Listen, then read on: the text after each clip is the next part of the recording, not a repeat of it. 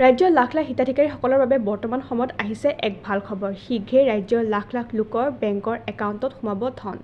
10 ফেব্ৰুৱাৰীৰ দিনটো আপোনালোকে নোট কৰি ৰাখি লওক, কিয়নো এই 10 ফেব্ৰুৱাৰীৰ দিনটোতে ৰাজ্যৰ লাখ লাখ লোকে চৰকাৰী ধন পাব বুলি ইতিমধ্যে চৰকাৰৰ তৰফৰ পৰা সদৰি কৰা হৈছে।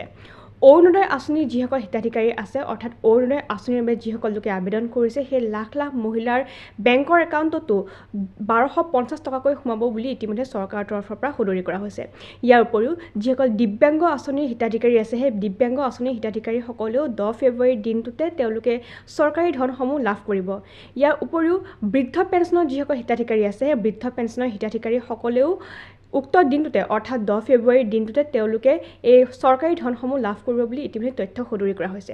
ইয়াৰ উপৰিও বিশেষকৈ সকলোৰে আকৰ্ষণৰ কেন্দ্ৰবিন্দু যি আছে মহিলা উদ্যমিতা আঁচনি, অৰ্থাৎ লাখপতি বাইদেউৰ যি আঁচনি আছে, সেই লাখপতি বাইদেউৰ আঁচনিৰ যিসমূহ ধন আছে, সেই ধনসমূহ ফেব্ৰুৱাৰী আৰু মাৰ্চ মাহত সোমাব বুলি ইতিমধ্যে চৰকাৰৰ তৰফৰ পৰা সদৰি কৰা হৈছিলে। আৰু এতিয়া ইয়াৰ তাৰিখো আহি পৰিছে 10 ফেব্ৰুৱাৰী।